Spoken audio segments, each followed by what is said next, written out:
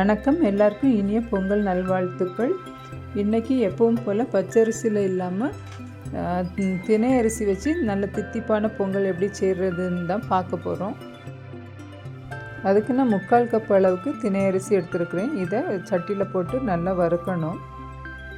Medium ஃப்ளேமில் வச்சு நல்லா வாசனை வர வரைக்கும் வறுத்தெடுக்கணும். வறுத்த தினை அரிசி நல்லா ஆறின பிறகு அதை ஒரு 4-5 தடவை நல்லா கழுவி எடுத்துக்கிடணும். இது மாதிரி இல்லைன்னா நல்லா அழுக்காக இருக்கும். அதில் 4-5 தடவை கழுவின பிறகு இந்த அழுக்கு கலர் மாதிரி கொஞ்சம் தண்ணி கலர் கொஞ்சம் நல்லா தெளிவாக வரும். அதுக்கு பிறகு இதை ஒரு 1/2 மணி நேரம் ஊற வச்சிடணும். அப்படியே 1/2 மணி நேரம் ஊறின தினை அரிசி எடுத்து குக்கரில் போட்டுடலாம்.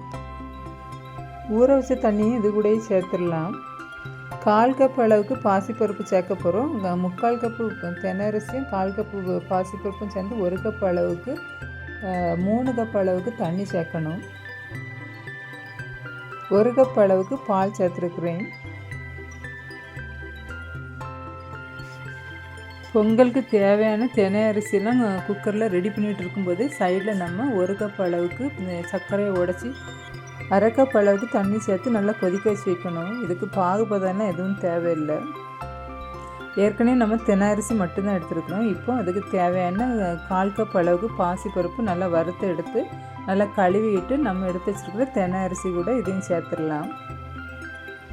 இப்போ சைடில் கொதிச்சிட்ருக்கிற சர்க்கரை பாகு ஒரு தடவை நல்லா கலந்து விட்டுடலாம். இல்லைன்னா அந்த துண்டெல்லாம் அப்படியே அடியில் படிஞ்சு அடியில் பிடிக்கும். நம்ம எடுத்து வச்சுருக்கிற தினை அரிசி பாசிப்பருப்பு கலவையில் கொஞ்சமாக உப்பு சேர்த்துருக்குறேன்.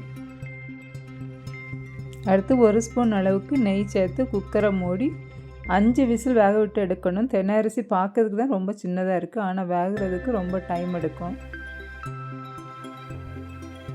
இப்போ குக்கரை மூடி விசில் போட்டு 5 விசில் வேக விட்டுடலாம். தண்ணி அளவு நம்ம அரிசிக்கு எடுக்கிறத விட கொஞ்சம் அதிகமாகவே எடுக்கிறதுனால கொஞ்சம் லீக்கேஜெல்லாம் ஆக தான் செய்யுது. ப்ரெஷர்லாம் போனதும் குக்கரை திறந்து பார்த்தா பாருங்கள், தினை அரிசி பொங்கல் சூப்பராக ரெடியாக இருக்குது. இதில் இப்போ நம்ம கரைச்சி வச்சுருக்கிற சர்க்கரை தண்ணியை அரிசி ஊற்றிடலாம். பாருங்கள், பொங்கல் நல்லா குழைய வெந்திருக்கு. இது கூட நம்ம கரைச்சி வச்சுருக்கிற சர்க்கரை தண்ணியை அரிசி ஊற்றிடலாம். சர்க்கரை தண்ணியும் பொங்கலையும் நல்லா கலந்து விட்டுடலாம். நான் 3/4 கப் தினை அரிசி 1/4 கப் பாசிப்பருப்பு அளவுக்கு 1 கப் அளவுக்கு சர்க்கரை சேர்த்துருக்குறேன். இது மீடியமாக இருந்தது இனிப்பு டேஸ்ட்டு. உங்களுக்கு கொஞ்சம் கூட தேவைன்னா கொஞ்சம் கூடுதலாகவே சேர்த்து விடலாம். இப்போ இதில் 1 ஸ்பூன் அளவுக்கு ஏலக்காய் தூள் சேர்த்து நல்லா கலந்து விட்டுடலாம். பொங்கல் ரெடியானதும் ஒரு சட்டியில் நெய் விட்டு முந்திரி பருப்பு, காஞ்ச திராட்சையெல்லாம் போட்டு நல்லா வறுத்து பொங்கல் கூட சேர்த்து கலந்துடலாம். நெய் நான் 2 ஸ்பூன் அளவுக்கு தான் சேர்த்துருக்குறேன். நெய் ரொம்ப அதிகமாக வேணும்னா கூட கொஞ்சம் கூடுதலாகவே சேர்த்துக்கோங்க. அதெல்லாம் உங்கள் விருப்பப்படி சேர்த்துக்கலாம். காஞ்ச திராட்சையும் முந்திரி பருப்பும் நல்லா வறுபட்டதும் பொங்கலில் கொட்டிடலாம்.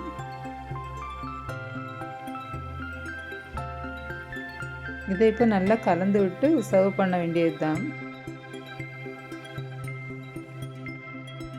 பாருங்கள், நல்லா அருமையான பதத்தில் சூப்பராக தித்திக்கும் சுவையில் தினை அரிசி பொங்கல் ரெடி ஆகிட்டு.